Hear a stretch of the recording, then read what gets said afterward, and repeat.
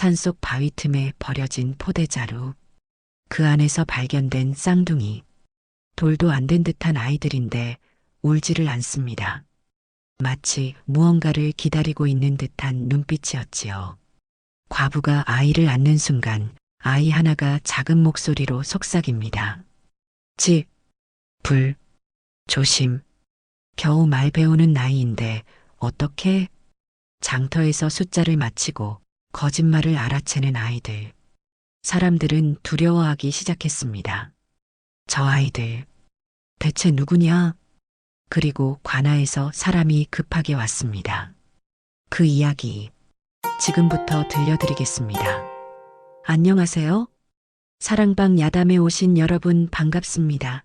항상 건강하세요. 영상 전 구독, 좋아요 눌러주시고 오늘 야담 시작하겠습니다. 그날도 과부는 새벽부터 지게를 짊어지고 산으로 향했습니다. 아무도 찾지 않는 깊은 골짜기, 그곳에 가야 제대로 된 땔감을 구할 수 있었지요. 가을비가 내린 뒤라 낙엽이 질척거렸습니다. 산길은 미끄러웠지요. 과부는 숨을 헐떡이며 나무 그늘 아래 잠시 앉았습니다. 그때였습니다. 바위 뒤편에서 묘한 기척이 들려왔지요. 과부는 천천히 고개를 돌렸습니다. 낡은 포대자루 하나가 바위 틈에 끼어 있었지요. 처음엔 나무꾼이 두고 간 짐이려니 했습니다. 그런데 자루가 움직였지요. 이게 무슨... 과부는 떨리는 손으로 포대를 풀었습니다. 그 안에 갓난아이 둘이 누워 있었지요. 쌍둥이였습니다. 남자아이 둘. 아이들은 울지 않았지요. 그저 서로의 작은 손을 꼭 잡고 있었습니다. 과부가 아이를 들어 올리자 그제야 아이 하나가 눈을 떴지요. 맑고 또렷한 눈빛이었습니다.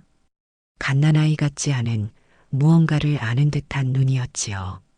과부는 가슴이 철렁했습니다. 누가 이런 짓을... 산속에 아이를 버리다니 짐승밥이 되라는 것과 다름없었지요. 과부는 두 아이를 품에 안았습니다. 아이들은 여전히 울지 않았습니다. 마치 이미 세상을 포기한 것처럼, 아니면 누군가를 조용히 기다린 것처럼 말입니다. 과부가 지게를 버리고 아이들을 안고 일어서려는 순간이었습니다. 아이 하나가 갑자기 과부의 손을 꼭 잡았지요. 그리고 작은 입술을 달싹이며 속삭였습니다. 집, 불, 조심. 과부는 온몸에 소름이 돋았지요. 말도 못할 나이인데 어떻게 저런 소리를 할 수 있단 말입니까? 과부는 아이를 내려다보았습니다. 아이는 다시 눈을 감고 조용해졌지요. 마치 아무 일도 없었던 것처럼 말입니다. 과부는 서둘러 산을 내려왔습니다. 마을에 도착하자마자 동네 사람들이 모여들었지요. 아니, 그게 뭡니까? 산에서 아이를 주었다고요? 사람들이 웅성거렸습니다. 과부는 아이들을 꼭 안고 자신의 움막으로 향했지요. 그날 저녁 과부는 아이들에게 미음을 먹이고 누였습니다. 아이들은 여전히 울지 않았지요. 그저 서로를 바라보며 손을 맞잡고 있었습니다. 밤이 깊어갔습니다. 과부는 잠들지 못하고 아이들을 지켜보았지요. 그때 갑자기 밖에서 고함 소리가 들렸습니다. 불이야, 불이야. 과부는 벌떡 일어났지요. 마을 어기 초가집에서 불길이 치솟고 있었습니다. 사람들이 우왕좌왕하며 물을 길어 날랐지요. 다행히 불은 크게 번지지 않았습니다. 하지만 만약 바람이 불었더라면 마을 전체가 잿더미가 될 뻔했지요. 사람들은 진화를 마치고 나서야 숨을 돌렸습니다. 그리고 수군대기 시작했지요. 이상하네. 오늘 과부가 산에서 아이를 주워왔다며? 그 아이들, 뭔가 심상치 않아. 과부집 가서 물어봐야 하는 거 아닌가? 다음 날 새벽 마을 사람 몇이 과부집 앞에 모였습니다. 어제 그 아이들 말이요. 정말 산에서 주운 겁니까? 과부는 고개를 끄덕였지요. 포대 속에 있었습니다. 죽으라고 버린 거지요. 사람들은 서로 눈빛을 주고받았습니다. 그런데 말이요. 그 아이들 혹시 뭔가 이상한 짓 하지 않았소? 과부는 잠시 망설였지요. 아이가 했던 말이 떠올랐습니다. 하지만 차마 입 밖에 낼 수 없었지요. 말하면 사람들이 아이를 괴물 취급할 게 뻔했습니다. 아무것도 안 했습니다. 그저 조용할 뿐입니다. 사람들은 고개를 갸웃했지요. 산에서 버려진 게 아니라 혹시 숨겨진 거라면? 누군가 중얼거렸습니다. 과부는 가슴이 덜컥했지요. 그 말이 마음 한구석에 박혔습니다. 아이들은 정말 그저 버려진 것일까요? 아니면 무언가 숨겨야 할 이유가 있었던 걸까요? 과부는 움막 안을 돌아보았습니다. 쌍둥이는 여전히 손을 맞잡고 누워 있었지요. 울지도 않고 떼쓰지도 않고 그저 서로를 바라보고 있었습니다. 마치 이 모든 걸 이미 알고 있다는 듯이 말입니다. 사흘이 지났습니다. 과부는 아이들을 업고 마을 우물가로 나왔지요. 물을 길어야 했습니다. 아낙네들이 하던 빨래질을 멈추고 쳐다보았지요. 저 아이들 크기 좀 보게.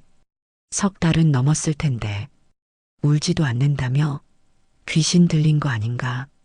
과부는 아무 말 없이 물동이를 채웠습니다. 처음엔 동정 어린 눈빛이었지요. 가엾은 과부가 산에서 아이까지 주워왔으니 불쌍하다는 시선이었습니다. 하지만 시간이 지나자 그 눈빛이 달라졌지요. 의심이었습니다. 천한 과부가 무슨 복으로 쌍둥이를 키운다고. 먹고 살기도 빠듯할 텐데 저러다 굶어 죽는 거 아닌가. 소근거림이 따라붙었습니다. 과부는 참았지요. 말해봤자 소용없다는 걸 알았습니다. 며칠 뒤 과부는 아이들을 데리고 장터에 나갔지요. 품팔이 자리를 구해야 했습니다. 아이 둘을 업고 일을 하기란 어려웠지만 달리 방법이 없었지요. 과부는 아이들을 장터 한쪽 평상에 앉혀두고 곡물 가게 주인에게 말을 걸었습니다. 그 사이 아이들 앞으로 사람들이 모여들었지요. 이게 그 산에서 주운 쌍둥이라며? 말은 하나?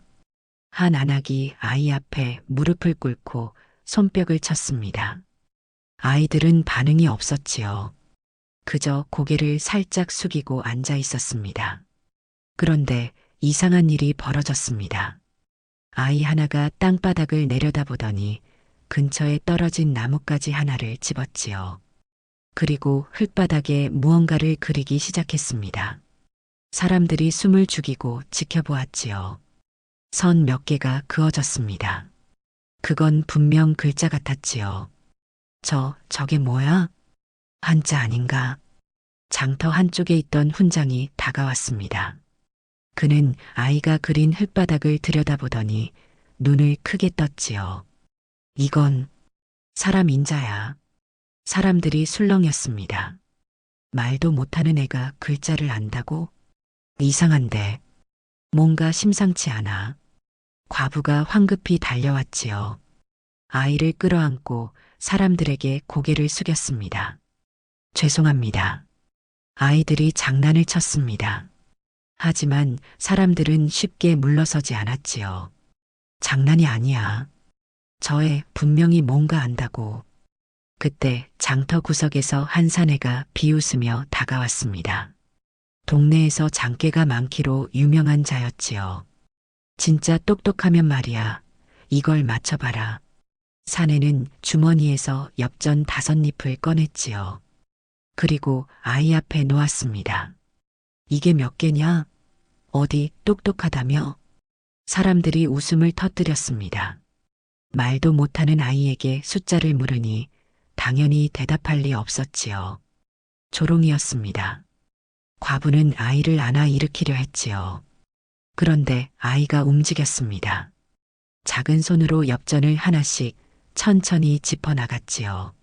하나, 둘, 셋, 넷, 5. 그리고는 5손가락을 펼쳤습니다. 사람들이 숨을 멈췄지요. 저게 5을 아는 거야? 사내의 얼굴이 창백해졌습니다. 우연이야, 우연. 사내는 다시 엽전 2개를 빼고 3개만 남겼지요. 아이는 또 손가락 3개를 펼쳤습니다. 이번엔 아무도 웃지 않았지요. 훈장이 중얼거렸습니다. 이 아이들, 보통이 아니야. 그 말이 퍼지는 순간 분위기가 바뀌었지요. 신기함이 아니었습니다. 두려움이었습니다. 저게 사람 새끼가 맞나? 귀신 씨였나? 과부는 아이들을 끌어안고 장터를 빠져나왔지요. 사람들의 시선이 등 뒤에 박혔습니다. 차갑고 날카로운 시선이었지요. 과부는 집으로 돌아오는 내내 가슴이 두근거렸습니다. 아이들이 똑똑한 건 좋은 일 아닌가요? 하지만 세상은 그렇게 보지 않았지요. 남들과 다르다는 것. 그건 축복이 아니라 위험이었습니다. 그날 밤 과부는 아이들을 재우며 속삭였지요. 앞으론 아무것도 하지 마라. 아무것도 보여주지 마라. 하지만 과부도 알고 있었습니다. 시험은 이제 시작일 뿐이라는 것을 말입니다. 열흘이 지났습니다. 소문은 이미 마을 전체로 퍼진 뒤였지요. 과부가 주운 쌍둥이가 숫자를 안다는 이야기, 글자를 흉내낸다는 이야기가 사람들 입에 오르내렸습니다. 어느 날 저녁 과부 집 문 앞에 누군가 찾아왔지요. 계시오? 낮고 무거운 목소리였습니다. 과부가 문을 열자 마을 유지 김찬봉이 서 있었지요. 비단 두루마기에 갓을 쓴 모습이 위압적이었습니다. 뒤에는 하인 2이 따라와 있었지요. 찬봉 어르신. 과부는 황급히 고개를 숙였습니다. 들어가도 되겠소? 과부는 움막이 너무 초라해 망설였지만 거절할 수 없었지요. 김찬봉이 안으로 들어와 아이들을 내려다보았습니다. 쌍둥이는 구석에 앉아 조용히 있었지요. 소문대로군. 김찬봉이 턱을 쓰다듬었습니다. 아이들이 꽤 영특하다며? 그저 우연이었을 뿐입니다. 과부는 고개를 더 숙였지요. 김찬봉은 빙그레 웃었습니다. 겸손할 것 없소. 나도 봤소. 저 아이들 보통이 아니야. 그는 잠시 침묵하더니 입을 열었지요. 내게 아이들을 보내시오. 과부의 손이 얼어붙었습니다. 예, 잘 키워주겠소. 먹여 살리고 글도 가르치고 사람 구실할 수 있게 만들어주겠소. 김찬봉의 말은 그럴듯했지요. 하지만 과부는 본능적으로 불안함을 느꼈습니다. 그건 자네가 저 아이들 2을 키울 수 있겠소? 하루 벌어 하루 먹고 사는 처지에? 말끝이 날카로워졌지요. 과부는 입술을 깨물었습니다. 사실이었지요. 아이 2을 먹이고 입히고 키우기엔 과부의 살림이 너무 빠듯했습니다. 김찬봉이 다시 말했지요. 내 집에 데려가 양자처럼 키우겠소. 그 대신 그가 잠시 멈췄습니다. 자네는 그냥 남남이 되는 거요. 과부의 가슴이 섬뜩했습니다. 남남이라니. 키워준 값은 주겠소. 쌀 2섬. 그걸로 당분간은 먹고 살 수 있을게요. 그건 제안이 아니었지요. 협박에 가까웠습니다. 아이들을 넘기면 쌀을 주고 거절하면 과부는 감히 상상하기도 싫었지요. 김찬봉 같은 양반의 비위를 거스르면 마을에서 살 수 없다는 걸 알았습니다. 생각해 보시오. 내일 저녁까지 답을 주시오. 김찬봉은 그렇게 말하고 일어났지요. 하인들이 따라 나갔습니다. 문이 닫히자 과부는 그 자리에 주저앉았지요. 손이 부들부들 떨렸습니다. 아이들을 보내야 하나. 먹여 살리지 못할 게 뻔한데 굶기느니 배불리 먹이는 게 맞지 않을까요? 하지만 가슴 한쪽이 무너지는 것 같았지요. 그날 밤 과부는 잠을 이루지 못했습니다. 새벽녘 아이 하나가 칭얼대는 소리에 눈을 떴지요. 과부는 아이를 안아 달래려 했습니다. 그런데 이상했지요. 아이가 과부의 치마 끝을 꼭 붙잡았습니다. 그리고 처음으로 울음을 터뜨렸지요. 으아! 쌍둥이가 처음 우는 소리였습니다. 산에서 주워왔을 때도 장터에서 조롱받을 때도 울지 않던 아이가 지금 울고 있었지요. 과부는 가슴이 찢어지는 것 같았습니다. 왜 우니 왜? 아이는 계속 치마 끝을 붙잡고 놓지 않았지요. 마치 과부가 떠날까봐, 자기를 버릴까봐 두려운 듯이 말입니다. 다른 아이도 깨어나 과부의 옷자락을 잡았지요. 두 아이가 과부를 꼭 붙잡고 있었습니다. 과부는 눈물을 닦았지요. 내가 지킨다. 그 순간 결심이 섰습니다. 쌀 두 섬 따위는 필요 없었지요. 굶더라도 헐벗더라도 이 아이들은 내가 키운다는 결심이었습니다. 다음 날 저녁 김참봉이 다시 찾아왔지요. 생각해봤소? 과부는 고개를 들었습니다. 죄송하지만 못 드리겠습니다. 김참봉의 얼굴이 일그러졌지요. 뭐? 제가 키우겠습니다. 어렵더라도 제가 이 아이들 어미입니다. 김참봉이 코웃음을 쳤지요.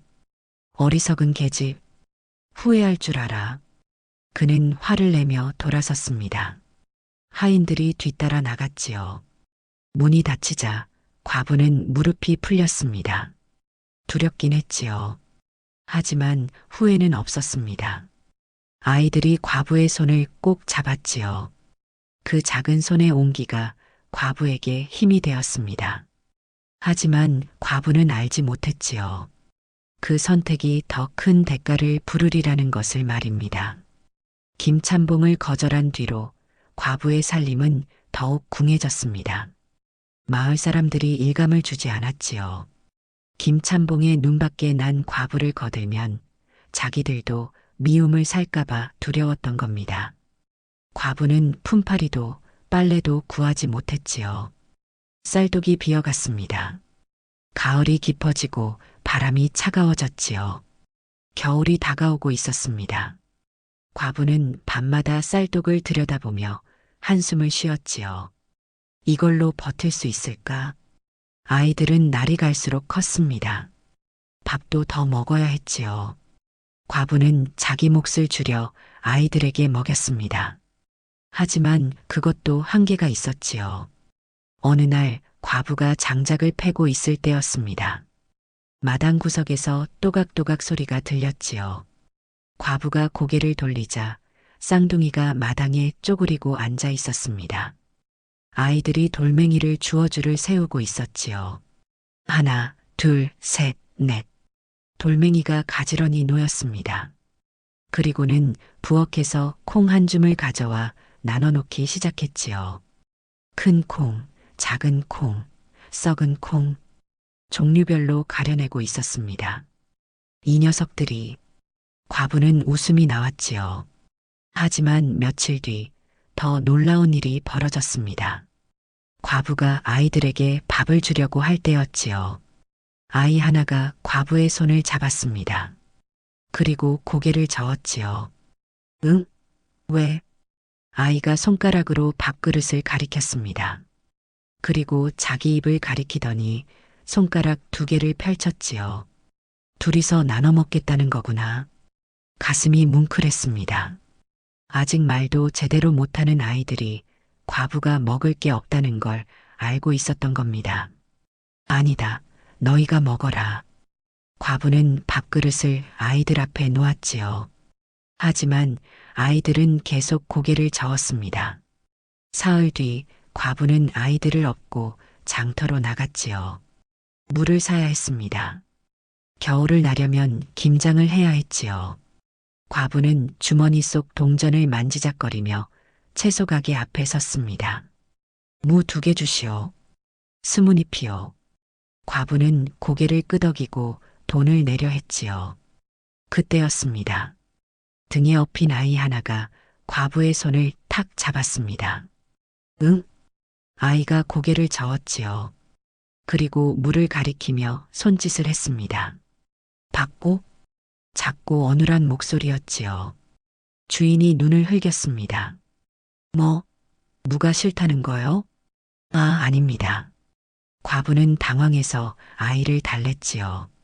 하지만 아이는 계속 고개를 저었습니다. 그리고 옆 가게를 가리켰지요. 과부는 고개를 갸웃하며 옆 가게로 갔습니다. 무 2개 얼마요? 15잎이요. 과부는 깜짝 놀랐지요. 똑같은 무인데 값이 5잎이나 쌌던 겁니다. 과부는 아이를 내려다보았지요. 아이가 방긋 웃었습니다. 이 녀석이. 과부는 아이의 등을 토닥였지요. 장을 보고 돌아오는 길, 과부는 곰곰이 생각했습니다. 아이가 어떻게 값을 비교했을까요? 아직 말도 서툰 아이가 말입니다. 그날 저녁 마을 우물가에서 아낙네들이 속닥거렸지요. 과부네 아이들 봤어? 장터에서 값을 따진다더라. 동기신 들린 거 아닐까? 저런 애들 키우면 나중에 큰일 나. 소문이 퍼져나갔습니다. 아이들이 똑똑한 게 아니라 뭔가 이상하다는 소문이었지요. 과부는 그 소문을 듣고 가슴이 답답했습니다. 아이들은 그저 살아남으려 애쓰는 것뿐인데 세상은 그마저 이상하게 보았지요. 그날 밤 과부는 아이들을 재우며 속삭였습니다. 너희는 잘못한 게 없다. 아무 잘못도 없어. 하지만 과부도 느끼고 있었지요. 그 말이 점점 커지고 있다는 것을, 아이들을 겨누는 칼이 되고 있다는 것을 말입니다. 소문은 눈덩이처럼 불어났습니다. 과부가 산에서 주운 아이들이 점쟁이 같다더라. 숫자를 알고 사람 속을 들여다본다더라. 돈 계산까지 한다지 뭐냐. 마을 사람들은 과부네 아이들을 신기한 구경거리 보듯 했지요. 아이들이 마당에 나오면 일부러 다가와 질문을 던졌습니다. 이게 몇 개냐? 손가락이 몇 개냐? 아이들이 맞히면 신기해하고 틀리면 비웃었지요. 것 봐라, 그냥 운이었어. 저것들이 뭘 안다고. 어느 날 마을 건달 하나가 과부 집 앞에 나타났습니다. 야, 신동이라며? 한번 보자. 그는 일부러 거짓말을 했지요. 내 이름은 박돌쇠다. 맞춰봐라. 아이들은 고개를 가웃거렸습니다. 아이 하나가 고개를 저었지요. 아니, 건달이 눈을 부라렸습니다. 뭐, 내가 거짓말한다는 거냐? 그 이름, 거짓. 작고 떨리는 목소리였지만 분명한 말이었지요. 건달의 얼굴이 새파랗게 질렸습니다. 사실 그의 이름은 박돌쇠가 아니었지요. 과부도 그 사실을 알았습니다. 그는 마을에서 쫓겨나 이름을 바꾼 자였지요. 이 새끼가. 건달이 주먹을 쥐었습니다. 하지만 사람들이 지켜보고 있어 손을 쓸 수 없었지요. 그는 침을 뱉고 돌아섰습니다. 두고 보자. 그날 이후 마을 분위기가 달라졌지요. 아이들이 지나가면 사람들이 돌아섰습니다. 수군거림이 따라붙었지요. 저 애들 위험해.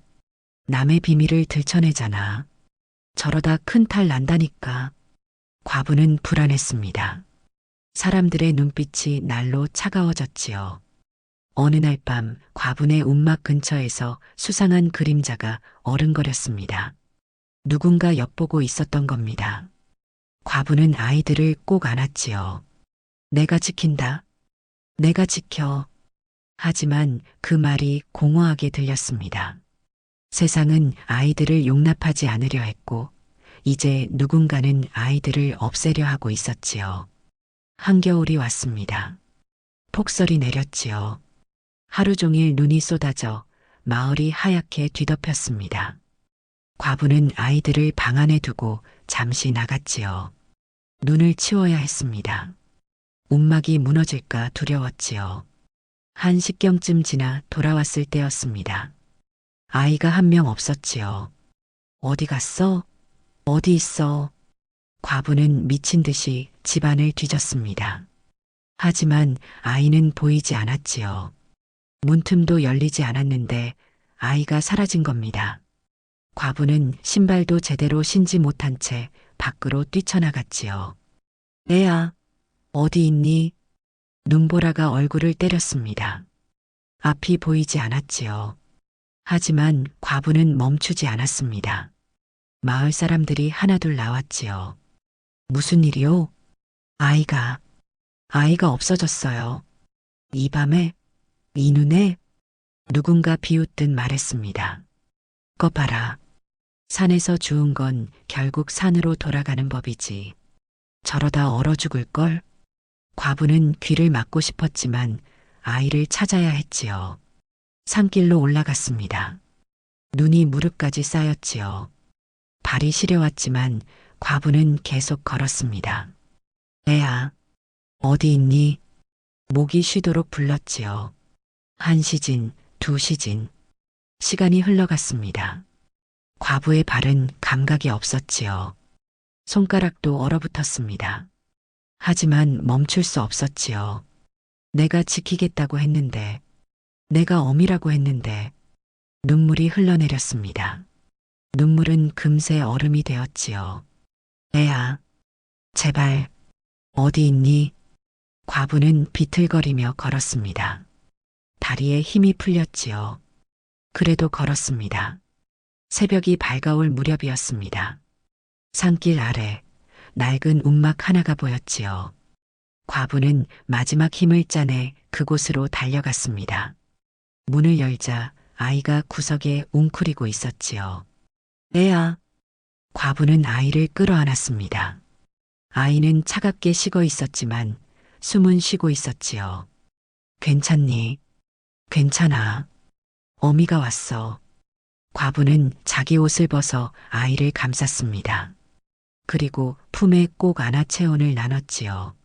아이가 천천히 눈을 떴습니다. 어미, 작은 목소리였지요. 과부는 눈물을 흘리며 아이를 안았습니다. 그때였습니다. 바닥에 무언가 떨어져 있는 게 보였지요. 비단 조각이었습니다. 과부는 그것을 집어들었지요. 고운 무늬가 새겨진 평범한 집에선 볼 수 없는 물건이었습니다. 이건 과부는 주변을 둘러보았습니다. 움막은 텅 비어 있었지요. 하지만 분명 누군가 이곳에 왔었습니다. 아이를 데려간 사람이 있었던 겁니다. 과부는 비단 조각을 옷 속에 감추고 아이를 꼭 안고 산을 내려왔지요. 마을 어귀에 도착하자 사람들이 모여 있었습니다. 찾았소? 아이가 무사하오? 하지만 그들의 눈빛엔 안도보다 의심이 더 많았지요. 과부는 아무 말 없이 집으로 돌아왔습니다. 가슴이 두근거렸지요. 아이를 노린 건 마을 사람이 아니었습니다. 훨씬 더 큰 손이 움직이고 있었던 겁니다. 이틀 뒤 과부는 비단 조각을 들고 마을 약초꾼을 찾아갔습니다. 늙은 약초꾼은 산을 누비며 온갖 것을 보고 들은 사람이었지요. 혹시 이 비단에 대해 알지 않을까 싶었습니다. 이게 뭔지 아시오? 약초꾼이 비단 조각을 받아들었지요. 순간 그의 얼굴에서 핏기가 가셨습니다. 이건 아는 물건이요? 약초꾼은 한참을 말없이 비단을 들여다보았지요. 그리고 문을 닫고 목소리를 낮췄습니다. 이건 함부로 가져서는 안 되는 물건이요. 무슨 뜻이요? 이 무늬는 아무나 쓸 수 없소. 관가 쪽, 그것도 높은 집안 물건이지. 약초꾼이 한숨을 쉬었지요. 몇 해 전 일이요. 고을 원님 집안에서 큰 소동이 있었지. 무슨 일이었소? 약초꾼은 주변을 살피더니 더욱 목소리를 낮췄습니다. 원님 아들이 여인을 들였는데 그 여인이 아이를 가졌소. 그것도 쌍둥이를 말이지. 과부는 숨이 멎는 것 같았지요. 원님 댁 본처, 그러니까 도련님의 정실 부인이 그걸 용납하지 않았소. 첩의 자식이 양반과 핏줄로 인정받는 게 싫었던 거지. 그래서 그 여인은 한밤중에 쫓겨났소. 배가 불렀는데도 말이오. 사람들은 그 여인이 산속에서 죽었다고 했지. 약초꾼이 고개를 저었습니다. 하지만 내가 그의 봄의 산속에서 이상한 걸 봤소. 피 묻은 천조각과 포대자루, 과부의 손이 후들거렸지요. 그 여인이 아이를 낳았던 거요. 그리고 아이들을 숨기려 했던 게 아닐까 싶소. 왜 숨겼을까요? 원님 댁에서 찾아올까봐. 아이들을 죽일까봐. 그래서 산속 깊은 곳에 약초꾼이 과부를 똑바로 쳐다보았지요. 당신이 주운 아이들, 그 쌍둥이가 맞지 않소? 과부는 대답할 수 없었습니다. 조심하시오. 양반집 일에 끼어들면 평민은 화를 입는 법이요. 그 비단은 당장 버리시오. 하지만 과부는 비단을 꼭 쥐었지요. 못 버립니다. 이게 아이들이 누군지 증명하는 것인데요. 그게 바로 위험하다는 겁니다. 증명하면 뭐 하겠소? 아이들을 빼앗길 텐데. 약초꾼의 목소리가 떨렸습니다. 과부는 비단 조각을 옷 속 깊이 넣고 집으로 돌아왔지요. 아이들은 마당에서 놀고 있었습니다. 과부는 아이들을 바라보았지요. 내가 지킨 게 남의 핏줄이구나. 그것도 양반집 핏줄. 하지만 이상했습니다. 슬프지 않았지요. 아이들을 돌려보내고 싶지도 않았습니다. 피가 아니라 마음으로 이미 가족이 되어 있었지요. 그날 밤 과부는 생각했습니다. 그러면 찾으러 오는 사람이 생기겠지. 아이들을 데려가려는 사람이. 그리고 그 예감은 사흘 뒤 현실이 되었습니다. 관아에서 사람이 왔습니다. 포졸들과 관복을 입은 사또 한 명이었지요. 과부가 사는 집이 여기냐? 마을이 술렁였습니다. 관가 사람이 왔다는 소식에 사람들이 우르르 몰려들었지요. 네, 그렇습니다. 과부는 떨리는 목소리로 대답했지요. 수상한 쌍둥이를 키운다는 소문을 들었다. 아이들을 데려와라. 수상하다뇨. 말이 많지 말고 아이들을 내놓아라. 과부는 어쩔 수 없이 아이들을 데리고 나왔습니다. 마을 사람들이 웅성거렸지요. 이제 과부도 끝이네. 관가에서 왔으니 큰일 났어. 저 아이들 이상하다고 했잖아. 저것들 때문에 마을까지 시끄러워졌잖아. 사또가 아이들을 내려다보았습니다. 처음엔 무심한 얼굴이었지요. 그저 소문의 진위를 확인하러 온 것 같았습니다. 하지만 아이들의 얼굴을 자세히 보는 순간 그의 표정이 변했지요. 이 아이들. 사또는 천천히 무릎을 꿇고 아이들과 눈높이를 맞췄습니다. 그리고 조심스럽게 아이의 손목을 살펴보았지요. 왼쪽 손목 안쪽에 작은 점이 있었습니다. 사또의 입에서 신음 같은 소리가 흘러나왔지요. 맞구나. 정말. 다른 아이의 손목도 살펴보았습니다. 똑같은 위치에 똑같은 점이 있었지요. 사또는 떨리는 손으로 일어섰습니다. 얼굴이 흙빛으로 변했지요. 과부, 이 아이들을 어디서 구했느냐? 산에서 버려진 걸 주었습니다. 정확히 어디였느냐? 언제였느냐? 깊은 골짜기 바위 틈이었습니다. 지난 봄 꽃이 필 무렵이었습니다. 사또는 고개를 끄덕였지요. 모든 계산이 맞아떨어졌던 겁니다. 그는 떨리는 목소리로 말했습니다. 이 아이들은 평범한 아이들이 아니다. 마을 사람들이 숨을 죽였지요. 고을 원님 댁에 잃어버린 핏줄이다. 순간 마을 전체가 술렁였습니다. 뭐라고? 원님 댁 핏줄을 과부가 키웠다고? 세상에. 과부는 다리에 힘이 풀려 휘청거렸지요. 사또가 냉정한 목소리로 말했습니다. 아이들은 지금 당장 관가로 데려가겠다. 너는 지금까지 키워준 공로를 인정받아 상을 받게 될 것이다. 상이라뇨. 은자 10량. 평민으로선 큰 돈이다. 평생 먹고 살 수 있을 게다. 사또의 말은 명령이었지요. 과부는 아이들을 바라보았습니다. 아이들도 과부를 올려다보고 있었지요. 그 눈빛에 두려움과 슬픔이 가득했습니다. 과부는 주먹을 꽉 쥐었지요. 아이들이 평범하지 않다는 게 이제 모두가 아는 사실이 된 순간이었습니다. 사또는 포졸들에게 손짓했습니다. 아이들을 데려가라. 포졸 하나가 아이에게 손을 뻗었지요. 그 순간이었습니다. 아이가 과부의 치마를 꼭 붙잡았지요. 다른 아이도 과부의 손을 잡았습니다. 어미, 작은 목소리였지요. 우리 어미. 과부의 눈에서 눈물이 쏟아졌습니다. 아이들이 처음으로 또렷하게 과부를 어미라 불렀던 겁니다. 사람들이 숨을 죽였지요. 사또가 말했습니다. 아이들은 원래 돌아갈 곳이 있다. 너는 키워준 값만 받으면 된다. 그게 내 본분이다. 하지만 그 말엔 협박이 섞여 있었지요. 거절하면 법을 어기는 것이 될 수도 있다는 뉘앙스였습니다. 과부는 후들거리는 손으로 아이들을 끌어안았습니다. 안 됩니다. 이 아이들은 제 자식입니다. 마을 사람들이 숨을 멈췄지요. 내 자식? 주워온 자식이 무슨 내 자식이냐? 법도 모르는 무식한 것. 사또가 목소리를 높였습니다.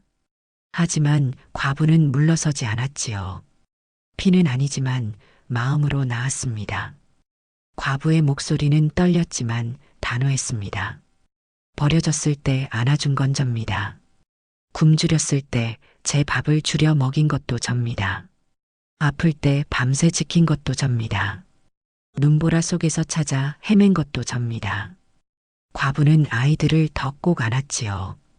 이 아이들을 사람으로 키운 건 접니다. 양반댁 핏줄이기 전에 이 아이들은 제 자식입니다. 마을 사람들이 술렁였습니다. 사또는 인상을 찌푸렸지요. 법은 그렇지 않다. 핏줄이 먼저다. 핏줄이 우선이다. 그럼 전 증인이 되겠습니다. 증인? 과부가 옷 속에서 비단 조각을 꺼냈습니다. 이 아이들이 버려졌다는 증인입니다. 산속 움막에서 찾은 겁니다. 아이를 누가 데려갔는지, 왜 숨겼는지, 그 경위를 밝히려면 제 증언이 필요하지 않겠습니까? 사또의 얼굴이 굳었지요. 맞는 말이었습니다. 아이들이 왜 어떻게 버려졌는지를 밝히려면 과부의 증언이 반드시 필요했지요. 그리고 그 과정에서 원님 댁의 치부가 드러날 수도 있었습니다. 쌍둥이가 과부의 손을 더욱 꼭 잡았지요. 사또는 한숨을 쉬었습니다. 고집이 세구나. 좋다. 일단은 원님께 직접 보고하겠다. 그때 내 뜻도 함께 전하마. 그는 몸을 돌렸지요. 마을 사람들은 소곤거렸습니다. 과부가 미쳤나? 관가와 맞서다니. 저러다 큰일 나는 거 아닌가? 하지만 과부는 후회하지 않았지요. 아이들이 자신을 어미라 불렀습니다. 그것만으로 충분했지요. 그리고 과부는 알았습니다. 이제 마지막 판이 열리고 있다는 것을 말입니다. 열흘 뒤 원님이 직접 마을에 왔습니다. 높은 가마에 탄 원님과 수많은 수행원들이었지요. 마을은 발칵 뒤집혔습니다. 원님은 과부와 아이들을 불렀지요. 원님은 백발의 노인이었습니다. 하지만 눈빛만은 날카로웠지요. 과부, 아이들을 내게 넘기면 너와 내 집안을 평생 돌봐주마. 땅도 주고 집도 주겠다. 하지만 과부는 고개를 저었지요. 아이들은 제 목숨입니다. 원님이 한숨을 쉬었습니다. 사실을 말하겠다. 이 아이들은 내 손자들이다. 마을이 다시 술렁였지요. 하지만 내 며느리가 첩의 자식을 용납하지 않았다. 집안의 화목을 위해 나는 눈을 감았다. 그 여인을 내쫓는 걸 막지 않았다. 원님의 목소리가 떨렸습니다. 그 여인은 산속에서 아이를 낳고 죽었다. 나는 손자들도 함께 죽은 줄 알았다. 내 핏줄을 지키지 못한 죄, 평생 가슴에 묻고 살았다. 그는 아이들을 바라보았지요. 그런데 내가 살렸구나. 내가 저버린 핏줄을. 과부는 눈물을 닦았습니다.